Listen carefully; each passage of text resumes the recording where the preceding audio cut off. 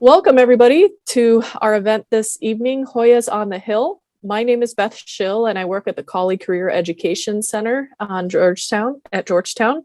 And I am the senior manager for those of you who are interested in careers in public service who are at the undergraduate level. And I work a lot with counterparts across the university, also doing careers in public service at the graduate level as well.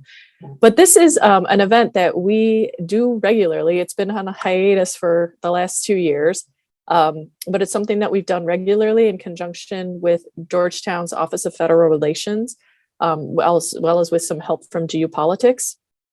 So we're really excited to kind of restart it. And the hope is that eventually we will again be doing this in person. So stay tuned. This is something that we'd like to try and do at least once a year, if not twice a year, given our wonderful connections to the Hill. So speaking of that, today I have two wonderful, awesome Hoya alums joining us. I have Joe Knowles and Allison Blankenship, and they're here to talk to you today about their careers and how they got to where they are now on the Hill, and then answer your questions about what does it mean, whether you have questions about getting an internship or a full-time job on the Hill, maybe even talking about, working in campaigns since this is a campaign year. So really, we hope this is a chance for you all to learn ways that you can grow your career. So now I will turn it over to Joe and Allison so they can take a chance to introduce themselves. And then for anybody on the line, if you have any questions, please feel free to use the chat if you need to get in touch with me if you're having any technical difficulty. But Joe and Allison, welcome and thank you for joining us today. Allison, your party's in the majority in the House, so I'll defer to you. You can go first. Okay, thanks. Hi, everybody. My name is Allison Blankenship.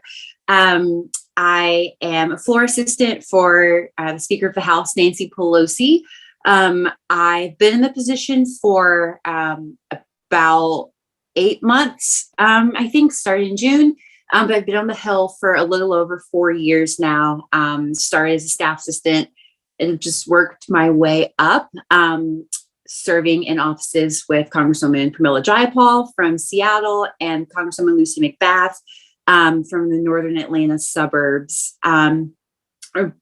Georgetown class of 2016, graduated from the college with a major in econ and minor in Spanish. And I'm originally from Memphis. And I think that about covers the basics about me. And Joe, if you want to go. Yep, sounds good. My name's Joe. I'm from outside of Philadelphia originally, in between Philadelphia and Trenton. So I love all those Philly teams. Go Eagles, but rough year. I work for Congressman Brian Fitzpatrick. I'm his chief of staff. He actually represents my home district, so I still get to vote for or against the congressman, depending on my mood. I'm a double Hoya. I graduated from college in 2012. I graduated from the Law Center in 2015. I summered at 2 law firms, decided that wasn't the direction I wanted to go in. So I was a law clerk at the NRCC during my 3L cycle. The NRCC is the campaign committee for the House Republicans. And then once I graduated from law school in 2015, I joined the NRCC and worked in their IE, doing all of their ads and everything in the 2016 cycle. My boss was elected and replaced the former Congressman Fitzpatrick in the 2016 election. And I started with my boss as the legislative counsel in January of 2017, worked my way up through the office, deputy chief, and then chief of staff for a little over 3 years now. And so, my career kind of runs the gamut. I can talk about, the political side, campaign side, anything that you want to know, congressional, and even talk about, this year in elections, and look forward to talking to you all. All right, thank you both. So I think, we're going to go ahead and get right into Q&A again. So students, go ahead and think about some questions and feel free to put yours in the chat, and then I'll kind of call on you in the order in which I see the questions.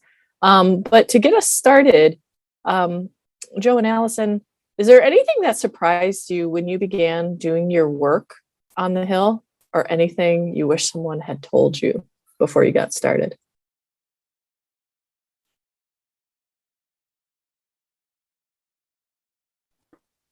I feel like there was so much that I didn't know, but now that I know it, it feels like it's obvious, but which sounds wild to say, but I think the thing that most surprised me is how, or when applying for jobs on the Hill, there's no one kind of centralized HR. It's each office is kind of run as if it's its own small business, which, you know, from a person, and before I came to the Hill, I had never interned on the Hill at all. So trying to apply for a job there and not understanding kind of the ins and outs of the Hill was really hard, because I kept trying to find out, like, okay, like, who's the one person that I can talk to find out about like all of the job openings or things like that. And it's a little harder to do because there is no kind of centralized office for that. Like, there are different, like, I know for the House Democrats, like Office of the Majority Leader, like Steny Hoyer has a resume bank. I know that like the Office of Diversity and Inclusion also has a resume bank, but I think coming to the Hill and then like realizing, or like throughout the application process, like slowly realizing these things was kind of mind-boggling to me. But I think that was, in terms of like the first entry level and like application process, that was most surprising to me and kind of most confusing to navigate. Yeah, I think what I was most surprised about was the interaction between, you know, at least on the House side, I kind of create the division between committee staff, personal member office staff, and leadership staff, and to kind of see how, you know, those different offices and different employees which within the office kind of interact with each other to kind of make the Hill work. So I think until you're there, you kind of have to look at that dynamic. And as you're kind of applying for different jobs, I think there will be kind of a difference in the kind of work that you do perform depending on what job you're able to secure. And then I guess in like in a overall, in terms of the type of work, I would say something that's, you know, a little surprising, but a lot of people that work on the Hill are very much like type A personalities. And I think, especially going to a school like Georgetown, you always want to do everything correct. And you're always told to give everything your 100% and 10 out of 10.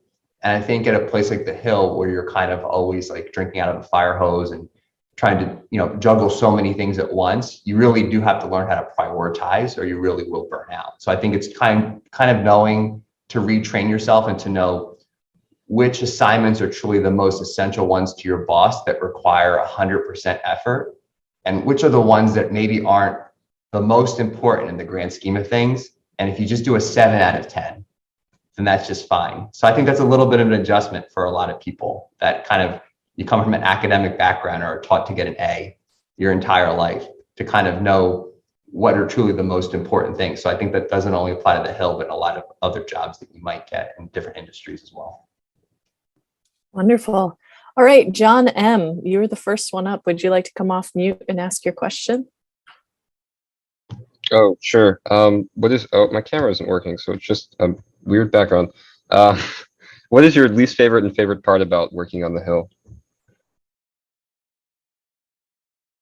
Okay, I'll take that. I think my most favorite part is that I get to work for my home district. So, you know, certainly, you know, meeting with constituents and whether the topic is particularly interesting to myself or not, you know, it matters enough for a constituent to come visit, and to know that that makes a difference in somebody's life and where I grew up. That's great. And being able to meet a variety of different people from all walks of life, that's also a very rewarding experience. I'm a chief of staff, so the things I don't particularly like are, I don't particularly, you know, like to deal with respect to it. I used to work for a campaign committee, but I'm not exactly thrilled all the time with working with, you know, unofficial office business that I have to deal with.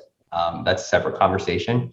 And then at the end of the day, you work for a member of Congress in a district, and, you know, a lot of, especially people from Georgetown, you like your particular topic. We all major in particular things. I majored in government and history, and you might not necessarily every day be dealing an issue you personally are 100% passionate about, but at the end of the day, it's not your name on the door, and it's, you know, you're there to serve the constituents from the district you're from.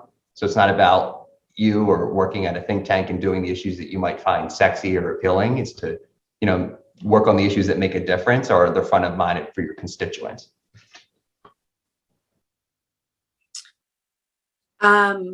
I think, and Joe has a great pro. I've never worked for my home member before because my hometown congressperson is of the opposite party. So for me, I just worked for somebody that was kind of as close to home as I could. But I think my favorite part, which is something that I'm jealous about, my friends who work for their hometown members, it's always fun. But I think my favorite part of working with the Hill is that it feels like it reminds me a lot of Georgetown in the sense that there's a lot of smart people like all together that are passionate and wanting to make a difference and like utilizing that their skill set in order to affect change. And that's something that I loved about the Georgetown community. And that is kind of where I learned how to like properly put this like passion that I had for changing the world, like how to put it to good use and like how to make a career out of that. And so being in a place that kind of reminds me of the place where I gained that skill set is really fun for me. And then I have a lot of friends on the Hill. So everybody's pretty much like a 5 to 7 minute walk when you want to go visit your friends or, during downtime or things like that. I think my least favorite part maybe about the Hill, it's not your typical like 9 to 5 hours. So like I think my least favorite part is not being able to probably schedule my life around like, okay, I know I'm going to get into work at, like 8:30 on Tuesday and then leave at 5 p.m. That's not always the case, especially with my current role, like whatever is happening on the floor, like that's my schedule. And so you never know, like sometimes the day might go later than expected. And then, so it's whatever I had planned for after work doesn't get to happen. Right. So, I think that would be probably my least favorite part is that, if you buy tickets to a concert, it's like, oh, I don't know, maybe I'll get to go to the concert later, maybe not. But I think that's also the fun of it as well, is that things are always changing and you just never know from day to day what's going to be like what might transpire. And it kind of keeps you on your toes. And I love that. Awesome. Thanks. Crystal S., I think you're next with your question about timing after finding a job after graduation. Yes. Hi.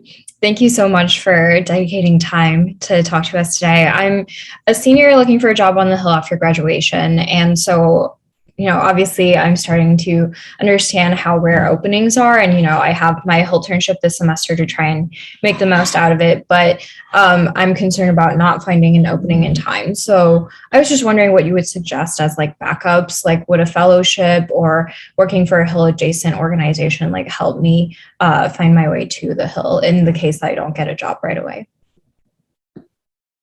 So Crystal, are you interning in a personal office or a committee this semester?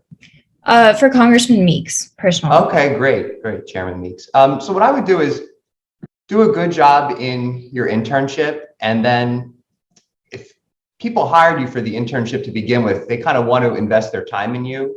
So if you've developed 1 or 2 colleagues in the office that you feel particularly close to after several weeks, I would just go up to them and ask, hey, do you want to, get a coffee and talk about, I'm job searching, trying, graduating, wanting to see what's available and what's out there. And I think that people will generally want to take their time, since you've shown effort into their office, to want to guide you in the correct direction. I personally think that it's important to, if you truly want to work on Capitol Hill, is to really, by showing that commitment to, and it might be difficult at first, I would stay on the Hill. I wouldn't go to something Hill adjacent unless, everybody has their own financial circumstances and has to make a tough decision eventually. But if it's truly your goal to, work for a committee or work in a personal office, I think you just have to kind of keep networking, keep meeting people, and not to get so discouraged so easily. Because I always like to say to people, the whole point of networking isn't necessarily to go to someone and then expect them to magically like email you a job. It's so that if you meet so many people, there's like 7 billion people in the world, and not everybody is going to like you. Everybody's not going to like me. So they're going to eventually, if you meet with more people, they're going to be people that you connect with on a human level, that you have a common interest, a common background, something that you share that makes them remember you and want to help you out and want to, see you do well, because it's generally what good people want to do. So I think that it's just important to take advantage of it when you're on the Hill, to try to meet with as many people as you possibly can, and to network when you can. Go to, receptions hopefully are opening back up soon. Any reception that you can go with a colleague to just get your name out there. And that's just how the Hill works, that these positions will just pop up. And then if you put yourself in the right position, you'll be there to apply for an opportunity, so that once you apply for that opportunity, you can go back to the network of people that you've met with to help follow up with the office or the committee that you've applied to. So sorry for that long-winded answer, but I think that's just kind of a small little step, something actionable. I think that I would talk to someone at Chairman Meek's office after a couple of weeks and, just have a, casual conversation. I absolutely agree with what Joe just said. All of the jobs I've had on the Hill, I've gotten through friends of friends, or I've gotten because a coworker in my office at that time was like, oh, hey, this position is available. Would you be interested? I'd be happy to submit your resume. Or somebody has called me up and they're like, I was in the middle of a conversation with this person and they mentioned that their office is hiring. I thought of you. Can I send your resume in? So definitely like the networking aspect is huge. I know growing up, like high school and college, my mom was always saying the same thing. Like all of her jobs she's gotten because of people that she knew. And I was like, I'll just make sure I have a good resume. Like it's fine. That's just going to get me there. But 100%, as always, mom's right. And 100% the jobs that I've gotten have been because of the networks that I have, and like the genuine connections that I have, not just networking just for network's sake, but to genuinely build relationships with people. And those genuine relationships are what have gotten me to where I am. And also like at receptions, when you go with other interns, like you'll meet people that they know. And so you just continually slowly build this network. And there's also lots of Georgetown people on the Hill. So I would like find other Georgetown alums and grab coffee with them. I've done it a lot where like either I've reached out to Georgetown alums on the Hill, or current students or other Georgetown folks have reached out, have cold emailed me, and we've gotten together for coffee. So I think that is really helpful as well. I'm always excited to connect with another Georgetown Hoya. And I had another point and I lost it. Oh, being a senior, sorry. Being a senior and worrying about, graduating and making sure you have a job after you graduate. I didn't have a job until maybe like 2 weeks before graduation. I know it feels stressful because you feel like a lot of your friends that are in other industries, like they have a whole season for hiring and it's a whole different ball game. But, for the Hill or for, other jobs, those jobs, they hire like as those jobs become open. So, maybe like a job that you want won't be open until like mid-April. And so that's, and that'll be your dream job, but you won't know until, or like that might not happen for you for a couple of months. And that's okay too. I also had friends who graduated without jobs. And a few months later, they went back home for a little bit, totally fine, kind of, took a break after college and then ended up in their dream job just a few months after graduation. So it's okay if you graduate and still don't know, what you want to do, but or still don't have that solid job lined up, because it still all works out for you. Yeah, I'll add 2 things. It was such a good question that Crystal had. You do have to look at it in terms of like times of the year where openings tend to pop up on the Hill as well. So you do have to position yourself on that. So aside from the ones that occasionally pop up, you might have to stick with an internship and maybe do a second internship to stay in the area during the summertime, because the secret is that, Hill staffers love their August recess. So there will be a influx of staff that will leave in July with the intent of taking vacation in August before starting a new position somewhere else in September. So there will be a point in the beginning of July, I anticipate you will see a lot more listings, or if you network around, people will start gossiping about, oh, so-and-so is leaving here to go here. And even if it's someone that's a senior level staff or someone mid-level staff that's leaving, if there's movement in an office, that means people are moving up the chain. So that means that eventually entry-level positions will also be open in those offices that, might be hired at the end of that month or into August to be ready when we come back into session in September. And then of course, the second time this year, since we're in an election year, is there'll be an election, a midterm election in November. And then a week after, people know which members won, which members lost, and then people react to that. And then there's even more, movement there. And then I would also look toward fellowship programs that also exist, specifically fellowship programs that try to place fellows specifically in Hill offices. So I think that's also a good opportunity as well. I just attended a Lunar New Year event yesterday for APACS, which is like an Asian American Pacific Islander affinity organization that tries to encourage Asian Americans to get into congressional positions. So that's just an example of one of the many groups that do exist that do provide paid fellowship opportunities and placements, temporary placements in congressional offices. That's another way to possibly for several months be able to afford a Hill internship, which hopefully leads to a more permanent position. Thank you. And kind of to the point of networking, I also wanted to just take a moment. Katie Button, who works in our Office of Federal Relations, is here.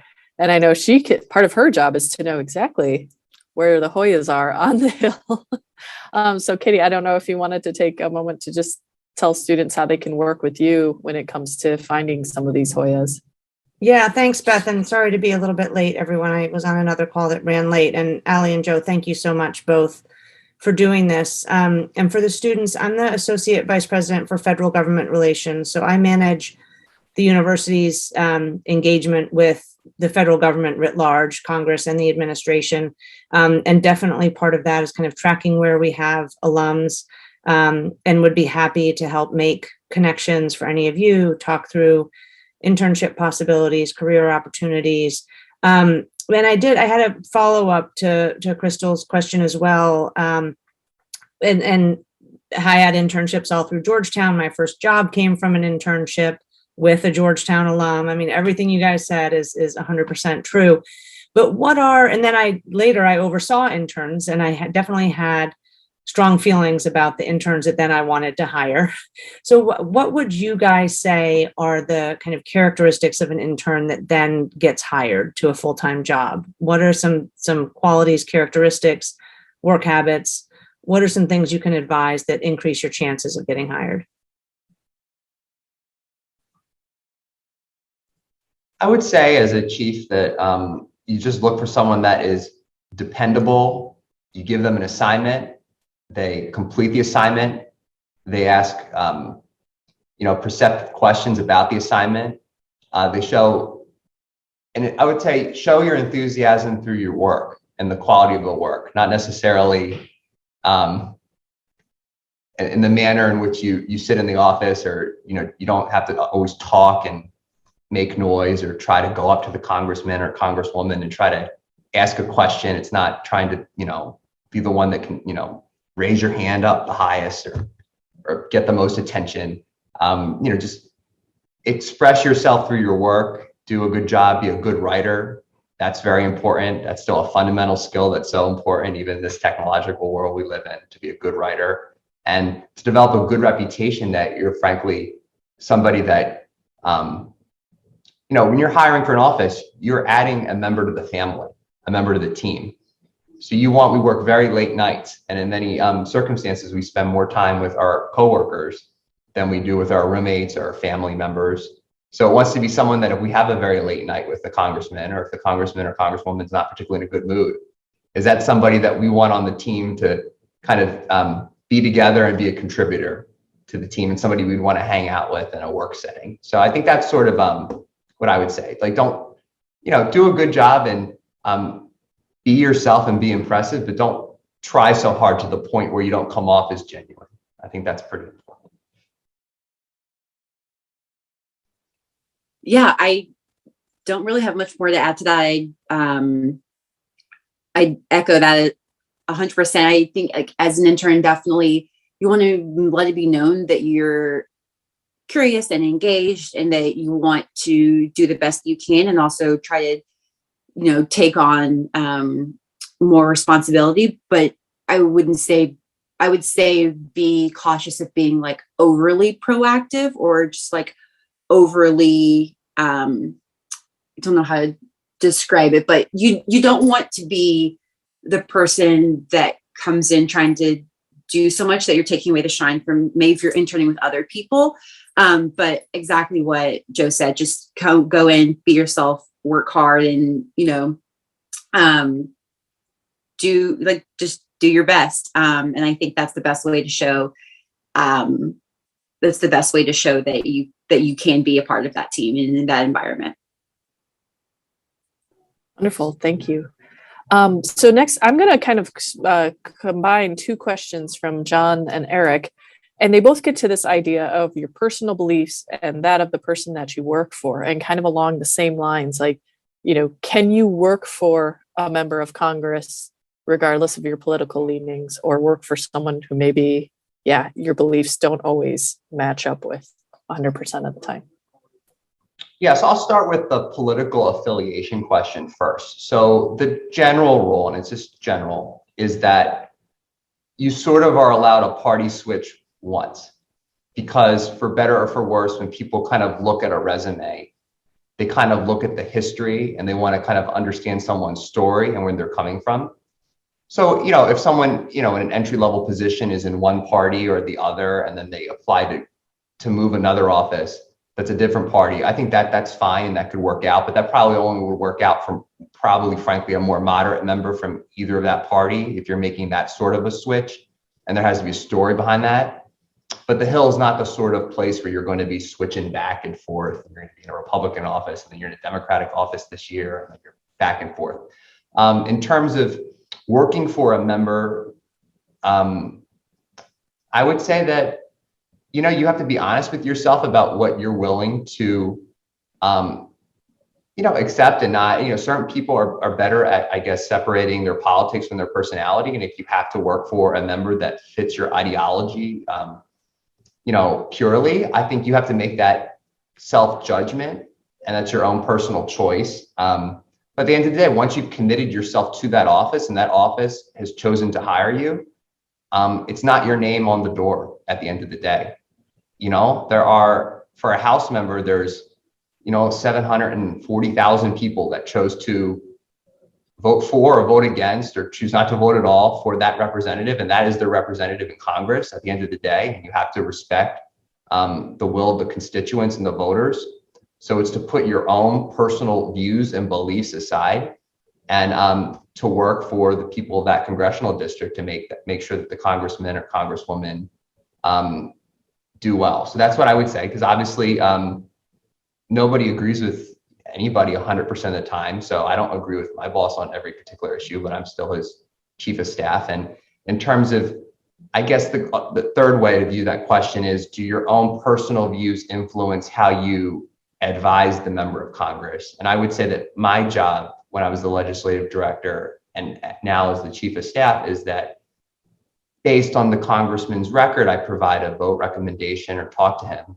If it's an issue that might be a new issue for him, or something that he hasn't approached, I approach my job as kind of how the Supreme Court justices, every Friday after they listen to their week's oral arguments, they gather together after lunch and they all sit around the table and they go through their cases. And it's up to the Chief Justice to kind of give the best argument on both sides in an objective manner, the pros and cons. And then at the end of the day, you let your boss choose. And if my boss asks for my own personal opinion, then I will express it. But at the end of the day, he chooses to vote yes or no. That's what we move forward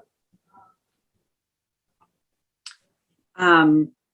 Yeah, I think it definitely is a personal decision.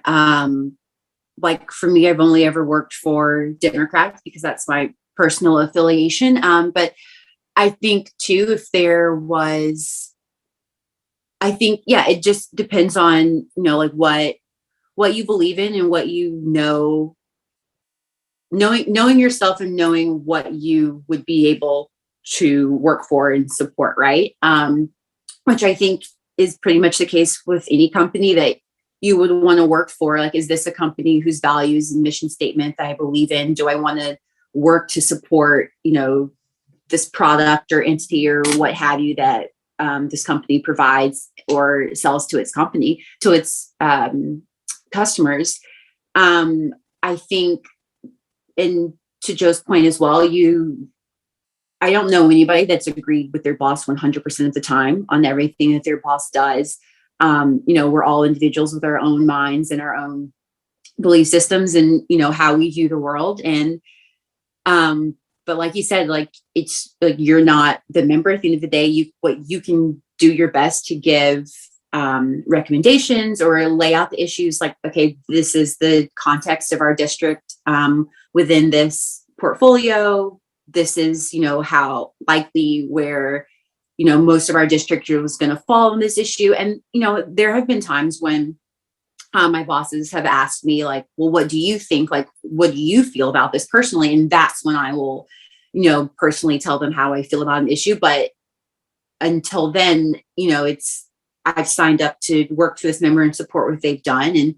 And it's not always going to be what I 100% support. And I think, that's the case whether you work in politics or you work in the private sector. Like, you're always, not always, but I mean, you're going to have to do things that you might not agree with. And, hopefully that doesn't totally betray your own personal values and beliefs. I don't wish that upon anybody, but, as long as you're comfortable in a setting where you know that by and large, what you're working for and who you're working for is somebody that you can believe in, and that that they're that they are sorry, I'm having a hard time getting my train of thought here, but that by and large they are in it for the greater good, and that what they're doing is representing their constituents to the best that they can. And that's what every single member of Congress is elected to do. So that's all that you can hope for. I would also add too that as a senior, and there's a practical reality that you're looking for a job. So I think that everybody has their strong held personal beliefs, and you all often have to balance that. But I think it's very important not to let the perfect be the enemy of the good. That, Congress is a human institution, and it is not all filled with George Washingtons and Abraham Lincolns. So the member that you apply for and you offer a job for might not necessarily be enamored with that person, right? They might not be like, oh, this is the person I'm going to work for 100 years or something like that. That's okay. You're just trying to secure your first job, and you're trying to get your foot in the door, because it's much better to pivot already being in a position where, oh, I'm building a reputation, I'm building a track record, and I'm building for myself a career. Because very few people do, stay with the same office for, 5, 10, 15 years. I happen to be, one of the people that have been with my boss for, 5.5 years now, but that's not necessarily something that always happens for people. So I think it's just important to get your foot in the door, get that first job, build that reputation, and then the opportunities will open up for you in the future.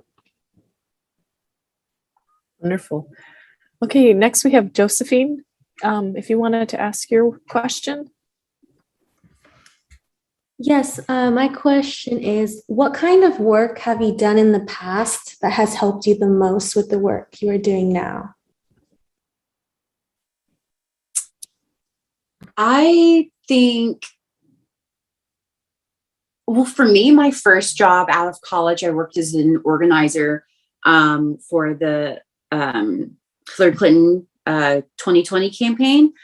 And I think my job as an organizer, I mean, it involved building relationships with the voters, learning about the issues that they care about, connecting with them, building coalitions, like building volunteer groups, and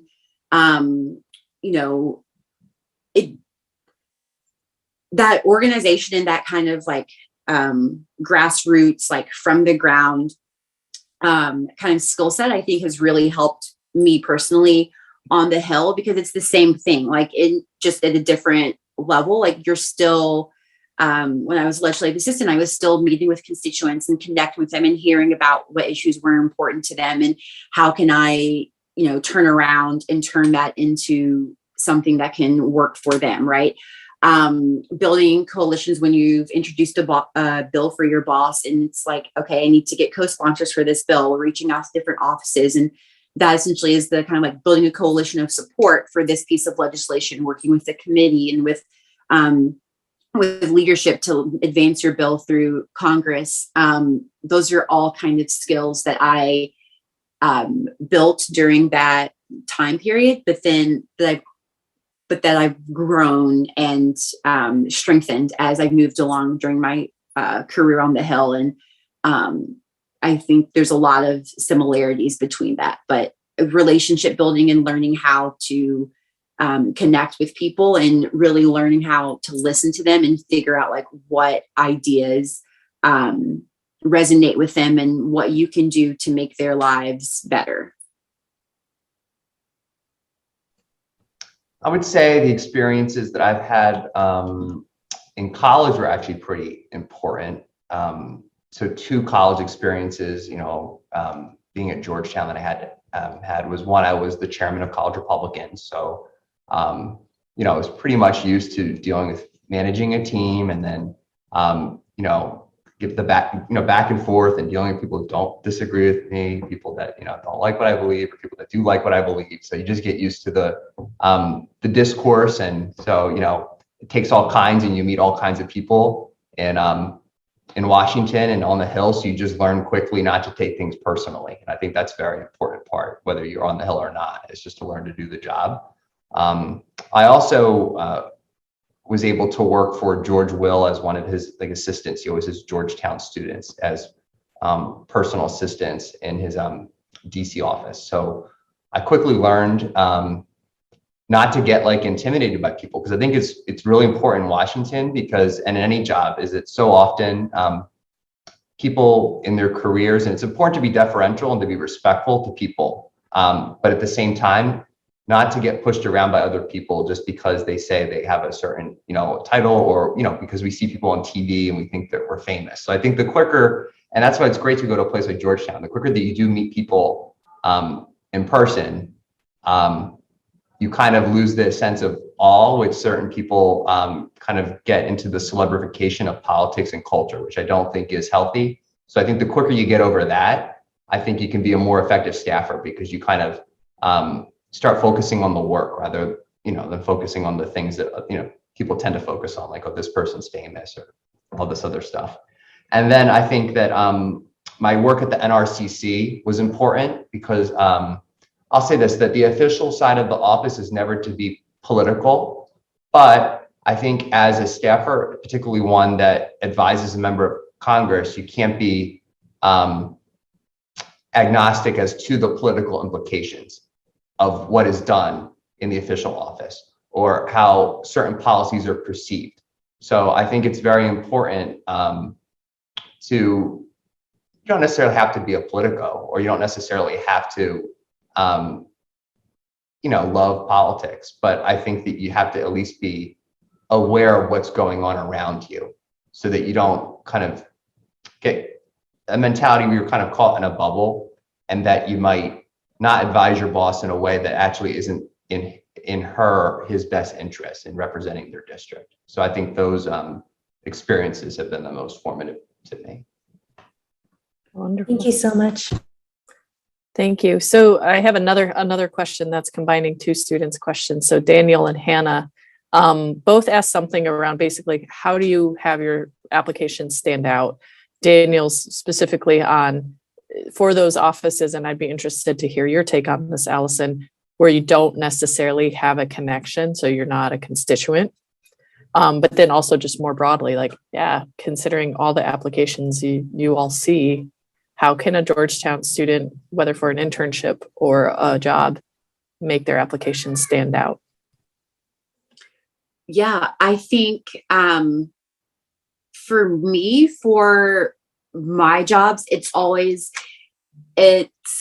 knowing that I didn't have that constituent connection. I still tried to find something like a personal connection with the member, not by knowing them, but for example, Congresswoman Pramila Jayapal also went to Georgetown. So I utilized that Georgetown connection in my cover letter, saying that like as a fellow Hoya alum, like she also has chosen a career path to, when I say that to make the world a better place, or like really embodying the mission of social justice and men and women for others. And that connection of us both being women of color in politics. So like finding something like that. And for like Congresswoman McBath, similar thing. Women of color in politics, both women from the South, they're just resonating. It's like her personal platform, right? Like I really admired, because I was asked this in both my interviews with them, it's like, why me, why my office? But also like finding maybe it's a piece of legislation that they've introduced or that they've worked on, or an issue that they've advocated for that really resonates with you.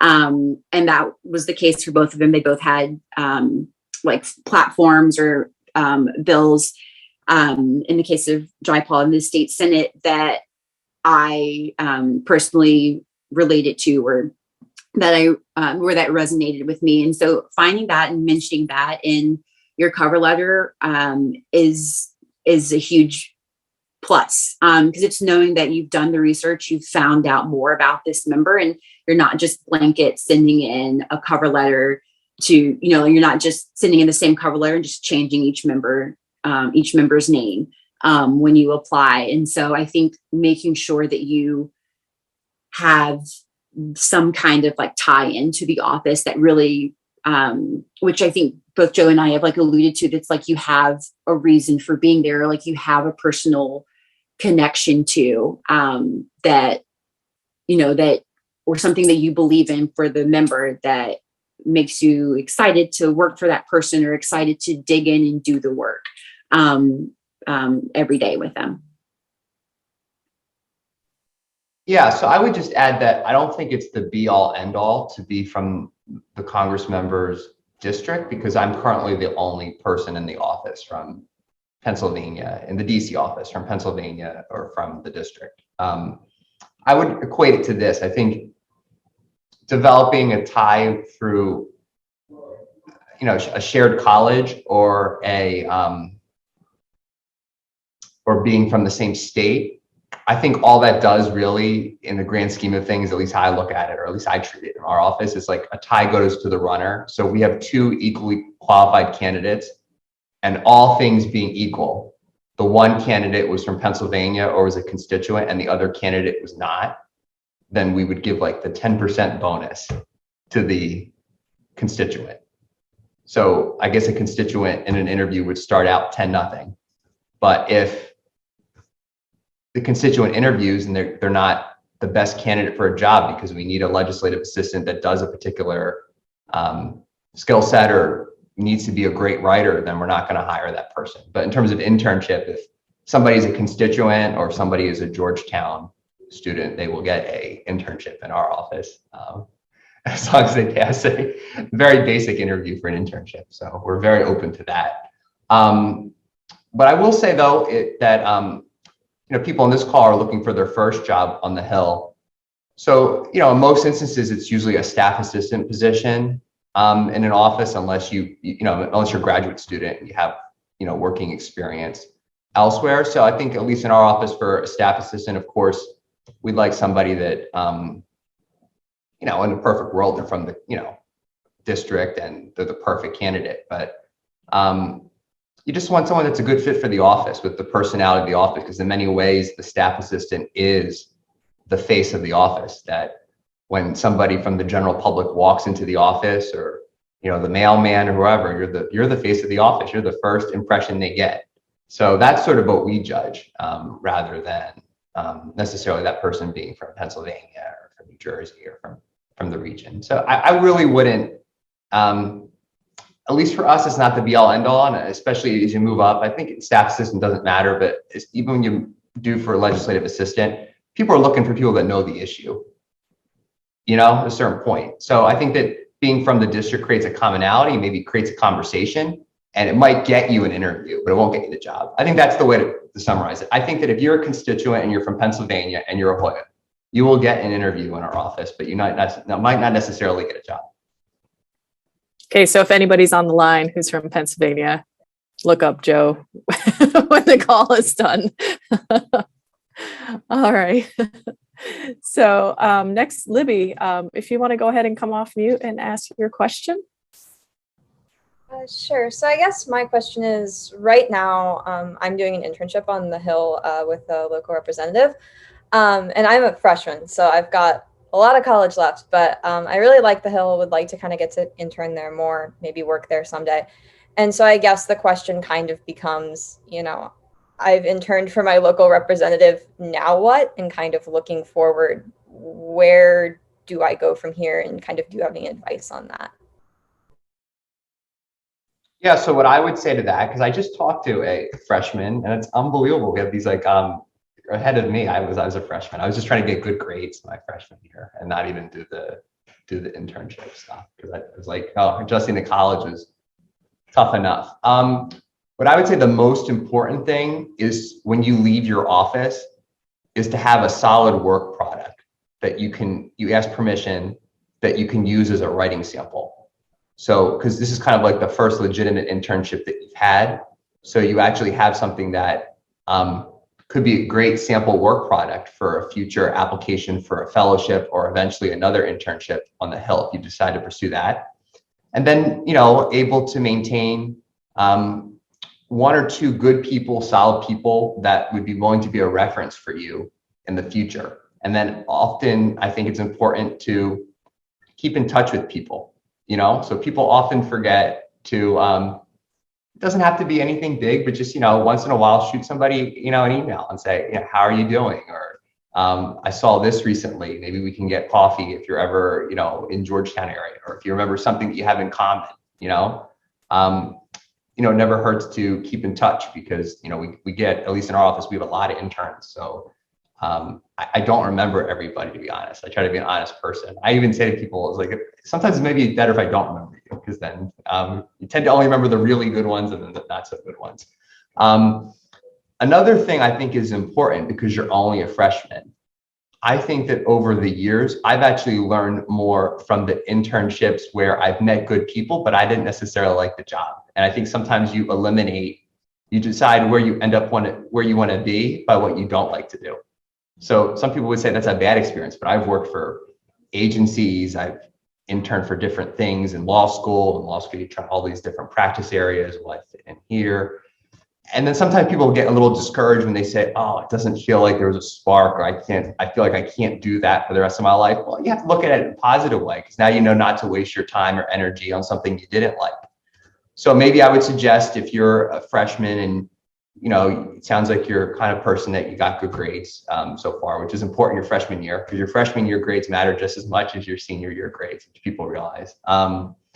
Maybe think about a think tank, or do something that you might be a little bit of a stretch. Maybe I want to try this out while I'm in Washington, and then you can eliminate that, but continue, build your network. And then if you decide after another internship experience that I don't like an agency as much, I don't like a think tank, then maybe that's the point where you, in your junior year, pivot back to the Hill, and then you have a little bit of a network, and then hopefully the opportunity aligns, and when the political terrain aligns with wherever your beliefs are, and the party that you support at that point is going to do well, and hopefully there's an opening for you, and then hopefully you'll be a senior graduating with a job on the Hill. But you're already doing a good job, so it's a head start. Yeah, I want to say that's awesome that you have an internship your freshman year. I definitely was not trying to intern during or after, right after my freshman year. So that already, like, you're on a good path. And I think use it as a time, like Joe was saying, like, use it as a time to kind of explore what you do and don't like. Like, I had internships that I loved, and I had internships where I was like, oh, I definitely don't want to do this, or like, I definitely didn't enjoy my time here, will not apply for anything similar to that. And it helps you kind of narrow down the scope of what you want to do. I changed my major several times during college, but it was by taking classes that I did or didn't like helped me figure out what I wanted to do. And same with internships, like having those certain like internships in different sectors or with different types of companies or different different sectors, then it's easy to figure out this is what I want to do. And I think having a diverse array of experience is helpful when pursuing a career in politics or on the Hill. There's no one set career path or one set skill set. It's mostly like what have you done with those experiences, and how can those experiences be useful for the job at hand that you might be applying for? And really, it's how at the end of the day, when you are applying for a particular job, it's like, how do you market yourself to relay those experiences to what you want to do in that particular role? So I think starting early and getting an internship, you're on a great path, and just kind of whatever you feel passionate about and want to pursue, go for it. If it ends up being something you like, great. If it ends up being something you don't like, also great, because now you can cross that off the list for things to apply for later down the road. Oh, another practical piece of advice, because it's just logistics. A lot of people move around on the Hill all the time, on and off the Hill. So I would recommend, getting a LinkedIn account and have a professional photo, so you can keep in touch with people on LinkedIn, because people are moving around so much in the Hill that email address that you think worked from somebody you talked to 6 months ago, you try to reach out to them, they're not there anymore. So then you lost touch with somebody. So I do that all the time with lobbyists and stakeholders that come in, because I'm so bad with names. So as soon as I get the card, I add people on LinkedIn. So then next time I visit, or I know I'm going to a reception, I can kind of visually remind myself of certain people, or even update myself about, oh, that person's not here anymore. It's before the pandemic, they were here, and I've, bumped into people and been shocked. So that's just a practical matter, because people do move around a lot on the Hill, and you'd be surprised. So I would hate to see that happen to you if you get the 2 good references and you need to follow up with them and they're not there anymore. So. Really good practical tip. All right. So I believe next, is it Kalis M? And please let me know if I mispronounced your name. No worries. Yeah. It's Kalis. Awesome. So I guess, what's your experience working with complementary agencies or institutions outside of Congress, or in Congress but not exactly legislative, like the CRS? What are things you find particularly helpful, or unhelpful when working with people in those organizations? Okay, I'll try to unpack that, because that could be interpreted a couple of ways. So CRS is really helpful, because Congressional Research Service, for those of you that might not know, they have very objective information. So you all should look it up if you want to kind of learn about an issue and kind of almost have a both sides sort of argument, understand the source material. They're great if you have any requests for any particular information for your boss or in crafting legislation. They're very helpful. In terms of federal agencies, honestly, in a personal office, we deal with federal agencies when a member of Congress or a group of members writes a letter to a particular federal agency that gets sent to a liaison, which is typically a mid-level staffer that works at that agency, whether they be Treasury or state or anything in the executive branch. They will get the letter, or they will get a request. If it's a request to maybe for the congressman to speak with a particular employee or appointee to that agency. And everything usually runs through the Congressional Affairs Department or the liaison. And, they're usually pretty helpful.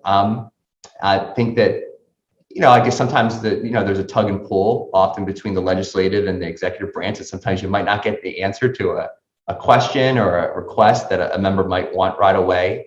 But I would say it's just like dealing with, an agency, just like an agency deals with us. I mean, there's always a level of bureaucracy. There's a level of approval process. But I think that generally agencies try to work together on, especially when there's legislation that's intended to be bipartisan to fix an existing problem. So sometimes before introducing legislation, we will submit a document or a draft to an agency so they can provide technical assistance to make sure whatever is being drafted is something that they are going to be able to enforce or implement. So it's a very broad question. We can almost have a whole 60-minute seminar on the relationship between Congress and our federal agencies. But in a practical day-to-day, I think that's how a member or a staffer working for a personal office deals with our agencies.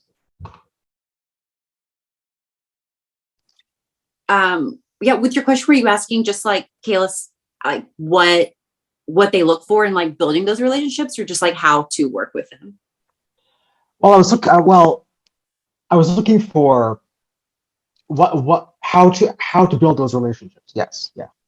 Yeah, I mean, I think what Joe was saying was great, and I think also like a way that you can build that relationship with them is just like maybe emailing, like if you're interning in an office, like reaching out to CRS and asking, and CRS will do kind of like one-on-one like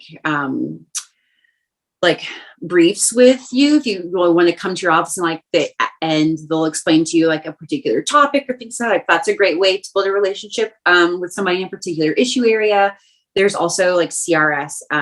If you're interning on the Hill or working on the Hill, there's CRS workshops that are open through the Congressional Staff Academy. Those are excellent, highly recommend. But I think you really don't know who the people are that are working with CRS until like you have to email them to ask a question. But a lot of times with the congressional liaison offices, agencies that Joe had mentioned, they're former Hill staffers. So sometimes you might know, like you have worked with them previously on the Hill. You might get to know them that way, but there's also, you can also find the liaisons. I'm not even sure if there's like a central location. Usually sometimes on the agency website, they'll have a contact that you can reach out to if you want to kind of like ask them about their role and get to know them that way and build relationships in that way. That's possible as well. Yeah, and I just said that this really is a company town. So like almost everyone who works in DC in some way, shape, or form interacts with different parts of the government. And I'm trying to pull together another panel that will be related. That's careers in government relations. And a lot of alumni. I'm talking with our former Hill staffers, or they've worked in congressional affairs for their agencies. So you start to see DC's a very interconnected web of people on both sides of the aisle. I think we have one last question. I think the person asking had to jump off, but it was basically, what does a typical career path look like on the Hill? And, Eric, Eric was asking the question, Joe, if I want your job one day, and I'm, a sophomore, what do I do? Well, they won't get my job, but they want a job similar to mine. I'm not going to avoid an all about Eve situation here. I would say, well, it depends what your member is looking for. I think that's the honest answer. So if it's a chief of staff, it's sort of, you manage the staff, of course, but it's what's that added value that you're contributing to the office that maybe the member needs at his or her side. So there are certain chiefs that are better at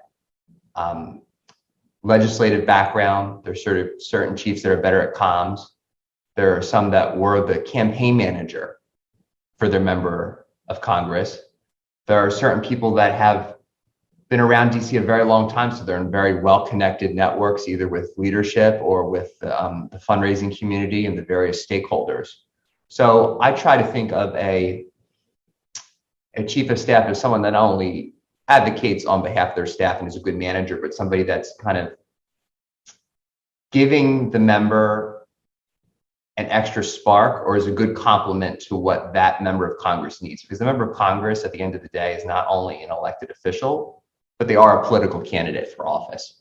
And they're often, you know, can acknowledge what do they need to their operation on both the official and unofficial sides that, you know, that can make them not only a better congressperson, but a better candidate. So I'm sorry, that's not a direct answer to the question. I guess the easiest way to say it is that there, you know, there are many roads leading to Rome, right? There's so many different ways to get, you know, to the position that you're in, and no story is the same. There are people that will become staff assistant and they will either stay in their office or go to other offices and eventually gradually work their way up and they become chief of staff. There are people that are politicos and they're just on a campaign junkie, and they finally, after being on all these losing campaigns, they find a winner and they hit it off with their boss and they get taken to Washington and they actually can adjust moving from the political side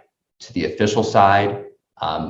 There are freshmen that are elected that House leadership will look to a kind of a veteran hand to try to you know, adjust that you know, candidate to navigate Washington to become an effective member of Congress. So that happens a lot too. So that's why there's a kind of diversity of people, you know, in terms of their youth, their experience, their backgrounds, and it really, I guess, is somebody who will be the best partner or complement to their boss. So there's really not a great direct answer to that question, unfortunately.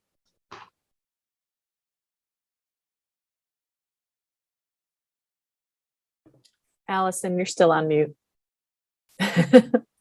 Sorry, Score 2 years one. on Zoom and I still forget how to use it sometimes. I will say, yeah, there's no one certain career path to get to where to get into politics or to get on the Hill.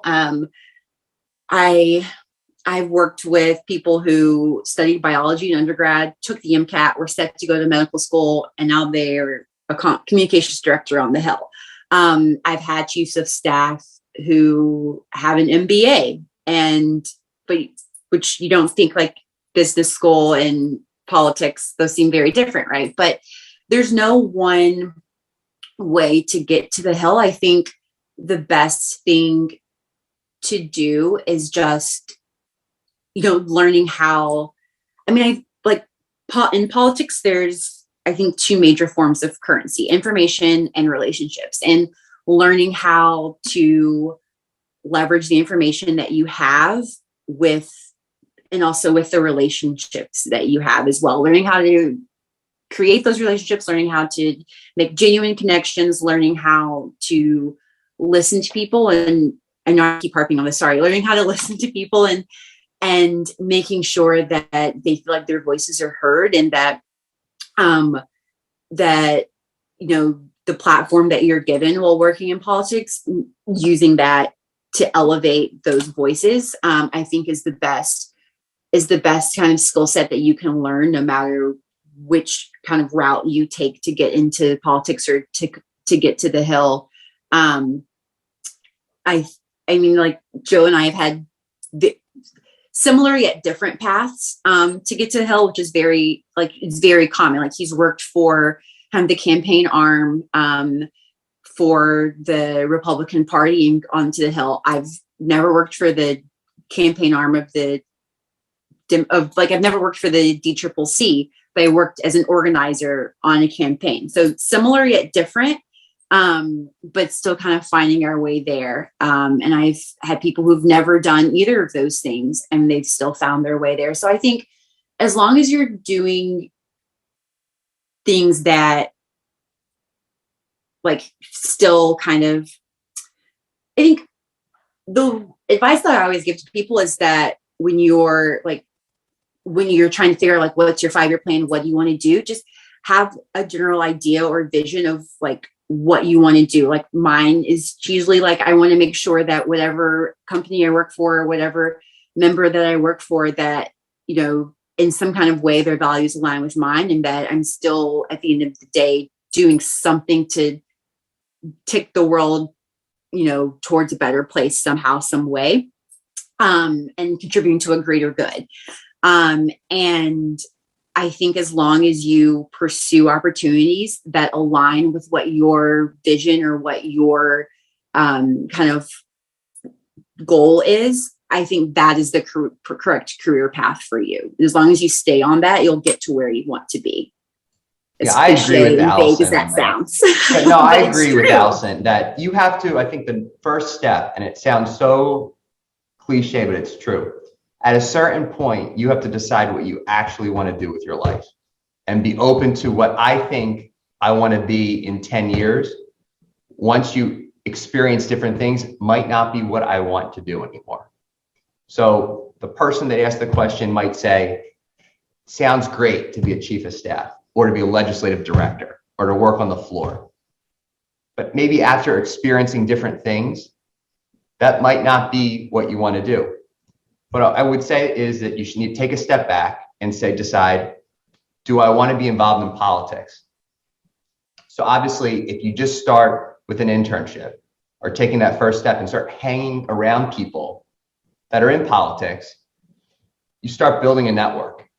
And once you build a network and you develop a good reputation, then the opportunities open up. And then eventually it'll become clear to you what you're meant to actually do. Because your own personal success story shouldn't be, oh, I'm told that I need to be a chief of staff or I need to be a legislative director or I'm not successful on the Hill. That's not true. There are very many people that have very successful careers doing various other jobs on the Hill, and then they pivot to something else. So I just think it's important to end up in the general area, whether that be politics, whether that be, you know, history, whether that be architecture. If you decide that that's the thing you're passionate about, then you need to surround yourself, do an internship, do an externship, take an opportunity. You're meeting people in a subject that you're interested in, and eventually take the first job that gets you close to those sort of people. And then eventually, once you're involved in that world, you become part of that world. And then what you exactly do, you know, your little place in the world, I think it'll become a little clearer in time, or at least the opportunities will open up to you that you'll get to pick from a couple of things that might be interesting. Yeah, I'm sorry. I know we've run over on time, but I want to add this. Like my current position is working as a floor assistant for on the House, but that was never something when I started on politics. I was like, I want to work on the House floor. I want to work for the Speaker of the House. You know, it's before I was told about this opportunity, I wasn't even sure what the floor team did. It didn't even 100% knew it existed. Like it's kind of, you know, helping the House run, but nobody ever truly knows like what exactly you do until you have the position. And but it aligned with what I knew I wanted, what I know that I want to work towards in my life, and like what jobs I want to have that keep me towards this path of doing the things that I want to contribute to. And so staying open to those opportunities, just like Joe said, like opportunities come, and as long as they're still within whatever what that goal is for you, then everything will fall into place for you. You don't have to say, I want to be CEO and this is what I'm working towards, but as long as you're staying within the general idea of achieving what you want to do within that role.